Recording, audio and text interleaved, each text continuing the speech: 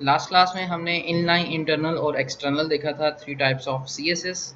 ये टाइप्स इस लिहाज से हैं कि आप कोड कहाँ प्लेस करोगे, सिर्फ इस लिहाज से फ़र्क है, ठीक है, टाइप्स हैं। बाकी आप ये कह लें कि वर्जन्स हैं, या जो वर्जन्स इसके डिफरेंट हैं। सी एस एस थ्री इसका लेटेस्ट वर्जन जिसमें न्यू एट्रीब्यूट्स इंट्रोड्यूस किए गए हैं। जैसे मैंने इस कोड के अंदर 3 एट्रीब्यूट यूज़ किए हैं, background colour, colour and font size, they are attributes. तो सी एस एस थ्री क्या होगा, उसमें न्यू एट्रीब्यूट्स कुछ इंट्रोड्यूस कराए होंगे जिनके थ्रू आप स्टाइलिंग लगा रहे होगे। लेकिन आज हमारा फोकस स्टाइलिंग लगाना नहीं है, आज हमारा फोकस है कि स्टाइलिंग जो लगाएंगे वो कहाँ कहाँ और किस तरीके से लगाएंगे। ये हमने बात की थी सेलेक्टर कि जितने भी पैराग्राफ के टैग हैं उनके ऊपर ये स्टाइलिंग ले आओ। लेकिन अगर हम चाहते हैं कुछ गिने चुने के ऊपर आए तो फिर यह करेंगे, लिमिटेशन आ गई। या हम कहना चाहेंगे सिर्फ और सिर्फ जो ख़ास एक एलिमेंट है जिसकी आईडी पैराग्राफ नंबर 5 है, पैराग्राफ 5 पैरा 5 है, जस्ट उस पर लगानी है और किसी पे नहीं लगानी, तो फिर क्या करेंगे? तो फिर हम सेलेक्टर्स के थ्रू हेल्प लेते हैं। ये है हमारे पास एलिमेंट सेलेक्टर। जैसे हमने HTML में कमेंट्स किए थे, स्टार्ट होते थे एक्सक्लेमेशन मार्क और आगे बीच में कमेंट्स था। तो यहाँ पे कमेंट्स जैसे प्रोग्रामिंग लैंग्वेज में होते हैं, यहाँ पर भी वैसे हैं। स्लैश स्टैटिक से कमेंट स्टार्ट होते हैं और बीच में कमेंट लिखा, यहाँ पे मैं कमेंट दे देता हूँ एलिमेंट सेलेक्टर, और यहाँ पर comment close. It's a comment. Comment का मतलब क्या कि कंपाइलर इसको ट्रांसलेट नहीं करेगा, ये निगलेक्ट हो जाएगा, ये हमारी याद दहानी के लिए लिखे हुए हैं। अगर मैं चाहता हूँ, यहाँ पे मैं एक और कमेंट ले आता हूँ आपकी हेल्प आउट के लिए, ताकि आप जब वीडियो देख रहे हो तो आपको पता हो कि इसमें it's a element selector, it's a group selector. Group selector में क्या होता है, यहाँ पे मैंने पी के लिए किया, इसी तरह मैं यहाँ पर कर रहा हूँ सपोज H1 के लिए, कि जितने भी H1 की हेडिंग्स हैं, लेवल 1 की हेडिंग्स, उनके ऊपर ये स्टाइलिंग आई है, थोड़ी बहुत डिफरेंट। तो दोनों में तो सेम स्टाइलिंग थी, मैंने सेपरेट सेपरेट लिखा, मतलब कॉमन जो स्टाइलिंग है वो आप इकट्ठी भी बता सकते हो, आप ग्रुप कर देते हो। अब देखो ना, ये पैराग्राफ है, 3 स्टाइलिंग, 3 किस्म की स्टाइलिंग जो है वही पैराग्राफ के लिए भी है, वही हेडिंग्स के लिए भी है। तो ऐसा सिनेरियो जब आ जाए तो फिर आप क्या करते हो, फिर आप प्रेफर करते हो ग्रुप सेलेक्टर को। तो यहाँ पे मैं लिख लेता हूँ सपोज पी कॉमा H1, जितने भी पी के टैग्स हैं और H1 के टैग्स हैं उन दोनों पर वो स्टाइलिंग अप्लाई हो जो मैं यहाँ पर मेंशन करूँगा। It's a group selector. कोई मसला? तो उसको मैं हटा के यहाँ ले आता हूँ। तो जितने भी पी के टैग्स हैं और H1 के टैग्स हैं उनके ऊपर ये स्टाइलिंग आ जाएगी। अब अगर मैं इसको हटा भी दूँ तब भी ये काम करेगा। और जो इसके पैराग्राफ्स के लिए कुछ यूनिक स्टाइलिंग होगी वो आप सेपरेट यहाँ पे लगाओगे, सिर्फ और सिर्फ पैराग्राफ्स के ऊपर हो, हेडिंग्स पे ना हो। और यहाँ पे वो हेडिंग्स होगी, वो स्टाइलिंग होगी जो पैराग्राफ और हेडिंग्स दोनों पर हो। कोई मसला? नेक्स्ट आपके पास आता है क्लास सेलेक्टर।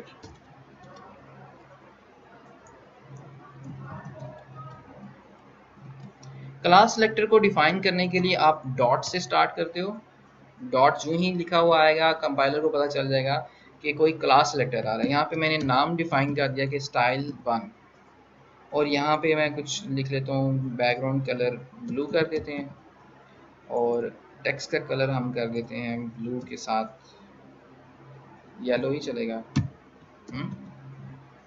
और फॉन्ट साइज हम कर देते हैं इसका कम करके 16 पिक्सल पे ले जाते हैं। सेव। अब ये स्टाइल डिफाइन तो हो गया कि बैकग्राउंड कलर ब्लू होना चाहिए और राइटिंग कलर येलो, लेकिन हमें पेज में कहीं अप्लाई हुआ नज़र नहीं आएगा, कहीं भी हमें अप्लाई हुआ नज़र नहीं आ रहा। तो जहां हम अप्लाई करना चाहते हैं उस स्टाइल को, स्टाइल डिफाइन कर दिया, जैसे फंक्शंस होते हैं प्रोग्रामिंग लैंग्वेजेस में, फंक्शन नीचे डिफाइन कर दिया, जहां जहां पे ज़रूरत पड़ी वहां पे उसको बाय नेम कॉल करते थे। तो क्लास को भी इसी तरह कॉल करना है। यहाँ पर इसको एडिट करते हैं इन notepad plus plus.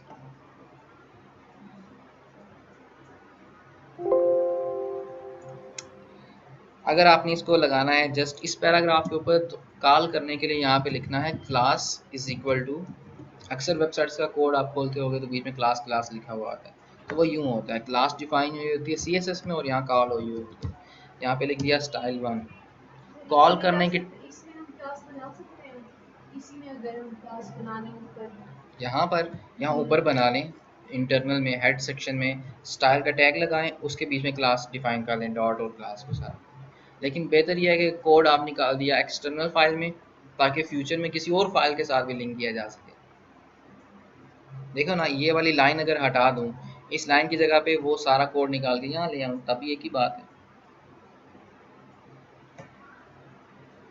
Save and let's see क्या होता है।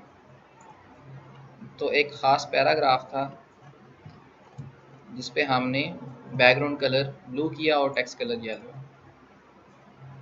तो ये है आपके class selector.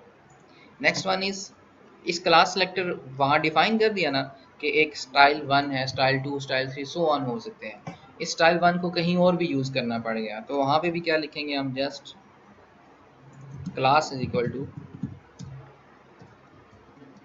Style 1, save and refresh. तो एक से ज़्यादा जगहों पे उसको यूज़ कर लिया, डिफाइन एक जगह कर दिया। Next one is ID selector. ID selector में क्या होता है, आप जो है किसी आईडी की बेस पे हिट कर रहे होते हो, तो जब आईडी को टारगेट करते हैं तो हैश से उसको रेफर किया जाता है।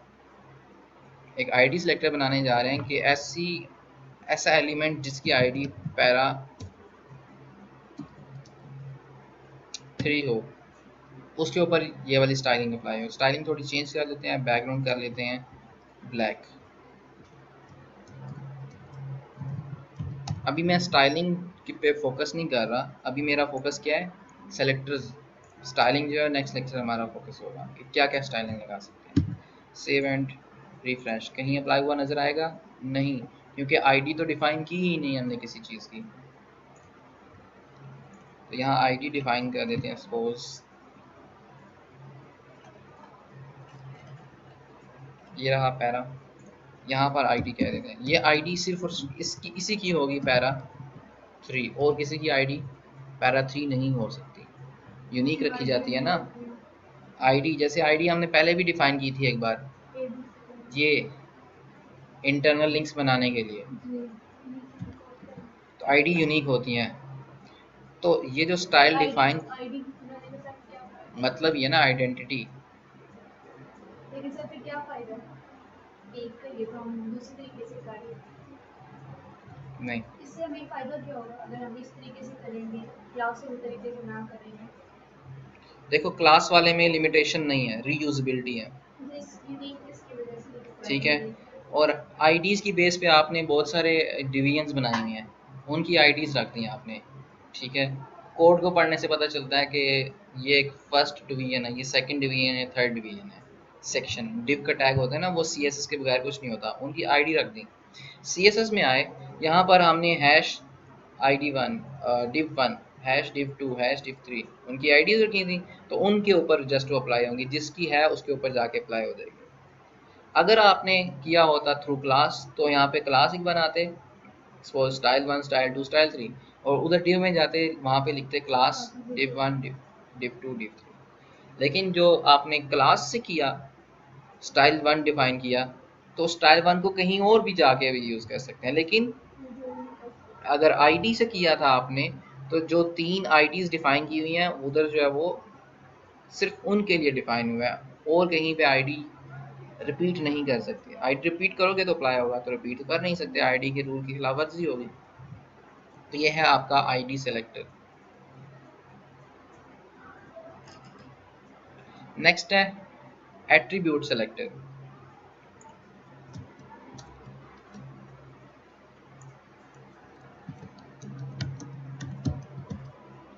किसी खास एट्रीब्यूट की बना पर, लाइक यहाँ पर देखें फॉर्म था हमारे पास, इस फॉर्म में जो कंट्रोल्स बने हैं, ये तकरीबन मोस्टली कंट्रोल्स इनपुट के टैग से बने हैं। अगर मैं यहाँ पे नॉर्मली लिख दूँ कि इनपुट के जो टैग्स हैं उनके ऊपर ये स्टाइलिंग लगा हुआ, सभी पे अप्लाई हो जाएगी। इनपुट, अच्छा लिंक भी तो करने हैं, इसको मैं लिंक कर लेता हूँ, लिंक इसी से उठा लेते हैं और इस पेज के साथ भी लिंक कर देते हैं। हेड सेक्शन में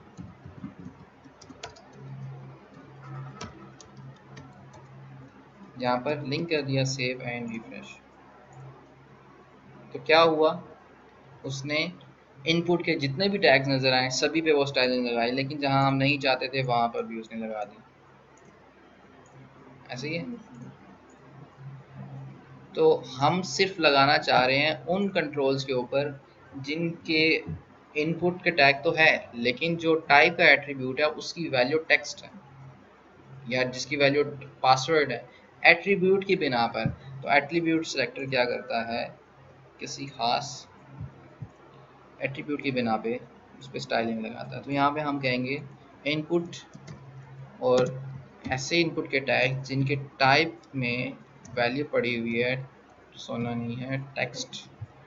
ओके, और सेव रिफ्रेश। तो क्या हुआ, सिर्फ और सिर्फ उस पे अप्लाई हुई जिसके एक पे आया है सर। एक पे आया ना, कि एक ही एट्रीब्यूट है टाइप, एक ही इनपुट का टैग ऐसा था जिसकी टाइप जो है वो टेक्स्ट थी। क्लियर, तो इस पे अप्लाई हो गया। तो हमारा फोकस आज क्या है, selectors, how to select some element through CSS, और उसके ऊपर कोई स्टाइलिंग भेज। यहाँ पे आपके जो मेजर सिलेक्टर्स थे वो हुए कंप्लीट। कुछ और सिलेक्टर्स भी हैं डिटेल में, अगर उनकी ज़रूरत पड़ी फ्यूचर में तो हम उन्हें देखेंगे, लेकिन मोस्टली ये यूज़ होते हैं। Next is hover events. Like mouse लेके जाएं किसी चीज़ के ऊपर, इसको क्या कहते हैं, hover mouse event. Over, mouse over, mouse hover, hover है लेकिन ओवर पढ़ते हैं, माउस ओवर। माउस ओवर, हाँ, माउस ओवर। हुवर जो भी है। तो यहाँ पे हम कहते हैं कि जब एंकर के टैग हमने लगाए हुए थे यहाँ पर, इसमें वेयर इज आवर इंडेक्स का पेज, सर ये इवेंट्स होते हैं। इवेंट, ये रहे हमारे लिस्ट आइटम्स। चलें हेडिंग पे कर लें, एक से ज़्यादा हेडिंग्स हैं कि नहीं, एक ही हेडिंग है। लिस्ट आइटम्स पे कर लेते हैं।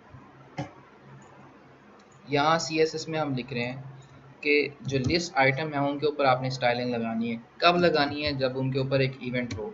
कौन सा,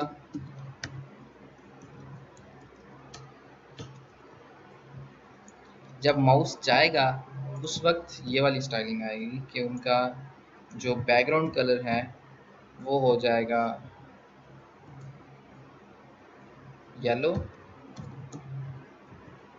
हमारे पेज का ऑलरेडी येलो तो नहीं था, येलो की तरह का चलिए, नो प्रॉब्लम। और टेक्स्ट कलर जो है वो कर देते हैं रेड। सेव, और साइज भी चेंज। अब क्या होगा, यहाँ पे बहुत सारे लिस्ट आइटम्स हैं, इनके ऊपर जब आप माउस लेके जाओगे, सर आपने इसमें इवेंट क्या डिफाइन किया, इवेंट क्या दिया आपने इसमें? कि जब ये देखो रेड के ऊपर जो ही माउस आ रहा है तब इसके ऊपर वो स्टाइलिंग आ रही है, जो ही माउस हट रहा है वो स्टाइलिंग चली जाती ये है। जो आपने ओवर लिख रहे हैं ये वाला, ये उसकी आपने वजह से आ रहा है, ये देखो सर ये लिस्ट डिफरेंट आइटम। इवेंट्स होते हैं ये, और भी लिख सकते हैं इसकी जगह में। ये क्या, जो इवेंट ये जो आपने लिखा है इसकी जगह कोई और भी लिख सकते हैं, बहुत सारे और इवेंट्स हैं और ये। भी हो सकते हैं। ये लिस्ट आइटम जो आप जिस पे करना है वो और आगे वो जो यस, लिस्ट सेटिंग है। आइटम का मुराद कि जो जिस एलिमेंट पे आप चाहते हो माउस जाए और उसके ऊपर स्टाइलिंग आए। तो ये यहाँ पे एलिमेंट, यहाँ पे इवेंट का नाम, और यहाँ पे वो स्टाइलिंग। ओके, तो एक्सप्लोर करके आना है क्या, कि इसके अलावा और कौन कौन से इवेंट्स अवेलेबल हैं। ठीक है, लेकिन मोस्टली इसकी ज़रूरत पड़ती है।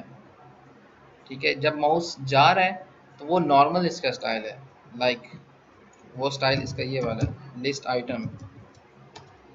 माउस जाने पे ये वाला स्टाइल आएगा जो नॉर्मल स्टाइल कहलाएगा उसका। नॉर्मल में हम कह दें background black, save and refresh. तो जितने भी लिस्ट आइटम हैं उनके बैकग्राउंड ब्लैक्स हैं, जब माउस जा रहा है स्टाइलिंग आई, जब हटा तो चली। क्लियर।